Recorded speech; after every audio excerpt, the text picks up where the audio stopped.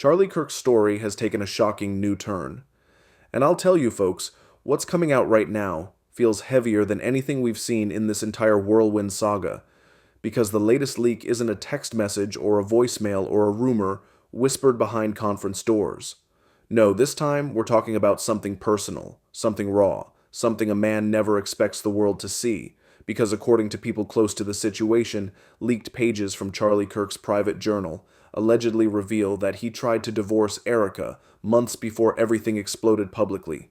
And when I say months, I don't mean a couple of heated weeks. I'm talking way back before the scandals, the headlines, the accusations, the chaos, before anyone on the outside even suspected their marriage was crumbling. And the thing that's got everyone stunned right now is that if these pages are real, then the story we all thought we knew was never the real story at all. Now let me walk you through what's surfacing, because this isn't just a little note scribbled in frustration. These reportedly came from someone inside his inner circle. Someone who claims they watched the whole thing unravel from the inside, and they say Charlie was writing about sleepless nights, long drives alone, and a sense of betrayal that he couldn't shake. Apparently he wrote about how the public image they maintained was slowly destroying him from the inside, how what people saw online, happy pictures matching smiles, polished speeches, at events, was nothing but a mask. He said it felt like he was living in two different worlds, and that the private world was tearing him apart.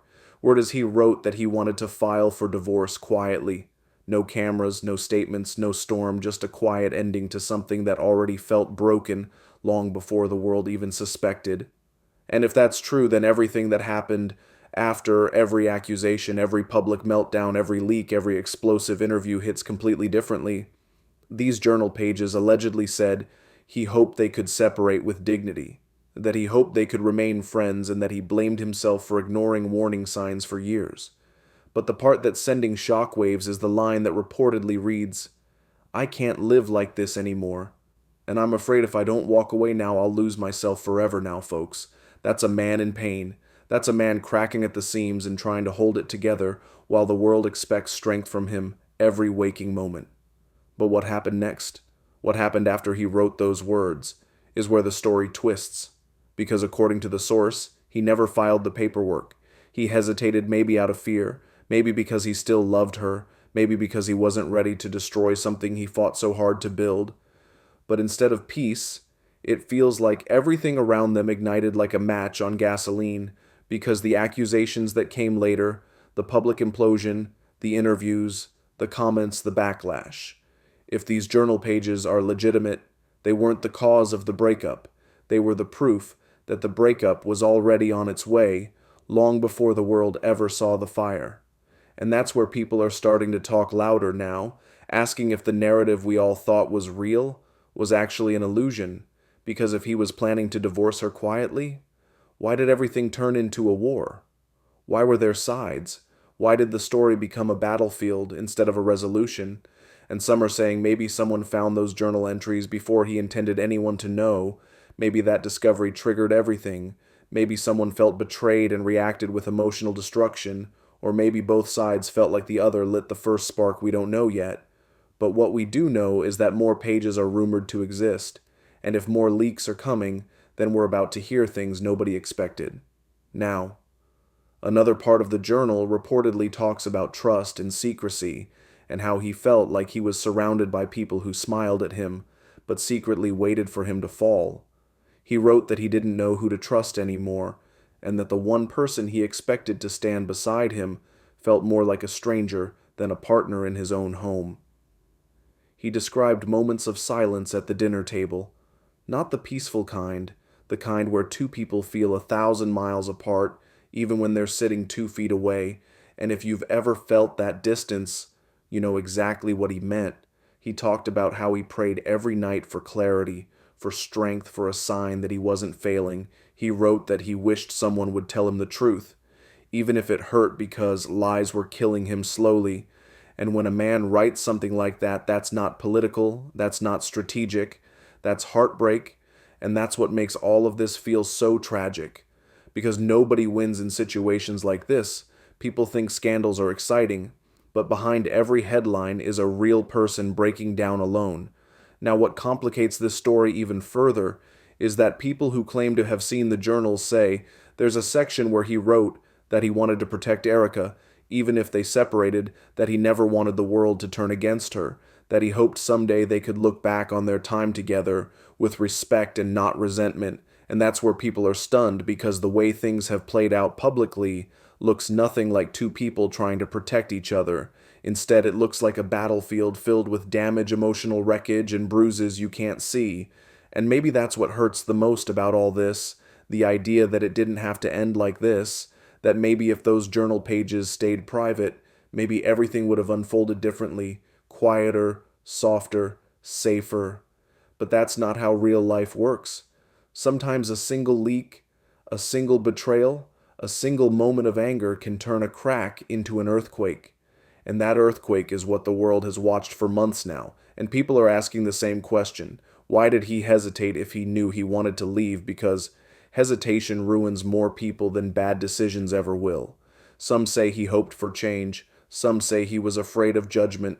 Some say he didn't want to lose the life they built together, no matter how broken it felt. And maybe he believed the version of his life he wished he had more than the version he was actually living. Now, the people who leaked these alleged pages say there's more coming, including a part where he wrote about someone warning him that if he walked away, everything he had built would be used against him, that he'd be painted as the villain no matter what he did. And that line alone makes this whole tragedy feel even darker, because if a man is afraid to speak his truth, that means there was a storm waiting before a single drop of rain fell, and now the world's witnessing the storm in full force. You know, sometimes the saddest part of a story isn't the ending. It's seeing how long someone tried to avoid it. And maybe that's what we're really looking at here. Not a scandal, not a fight, not a spectacle, but a man trying to save something that was already gone, trying to fix something that was already broken, trying to love someone he didn't know how to let go of. And that's the kind of pain you won't understand until you've lived it, when you love someone who isn't right for you, or doesn't choose you, or hurts you without ever meaning to the hardest thing. Isn't leaving, it's realizing it should have ended long before it exploded. And maybe that's what Charlie Kirk has been living with all this time. Not anger, not revenge, but regret. Now, we don't know what pages are real and what pages are rumor, but if this story keeps unfolding like this, the truth is going to come out. And when it does, people might realize that the real tragedy here wasn't the scandal. It was two broken people trying to pretend they weren't broken. And maybe we all judged without knowing. Maybe we all assumed without understanding. Maybe we all watched suffering disguised as conflict and called it entertainment. But this story, it isn't entertaining. It's sad. It's heavy. It's human. And if this journal is real, then everything the world thinks it knows is about to shift again. And I'll say this because it needs to be said at the end of every storm. There's either peace or destruction. And right now it feels like these two are still standing in the middle of lightning, waiting for the next strike. And until the truth comes fully into the light, all we can do is keep watching the pieces fall. Now, whether you believe the journal is real or not, whether you think he's the hero or the villain or something complicated in between, there's one thing we should all remember. Nobody really knows what happens inside a relationship except the people living inside it. And sometimes we don't learn the truth until it's too late. Sometimes we don't hear the cries for help until they're written in ink that was never meant to be seen by the world. And sometimes a private heartbreak becomes a public war and everybody forgets the people involved are still bleeding. Now we'll see where this goes. We'll see what comes next. Because it feels like there's more on the horizon, and the truth has a way of crawling to the surface, no matter how hard someone tries to bury it. And when it does, we're all going to see this story in a whole new light. And listen, if you're still here with me, if you're following this unfolding story and you want to stay updated, make sure you subscribe to the channel, because more is coming and you don't want to miss what happens next. So hit that button right now and stay tuned for more videos just like this one.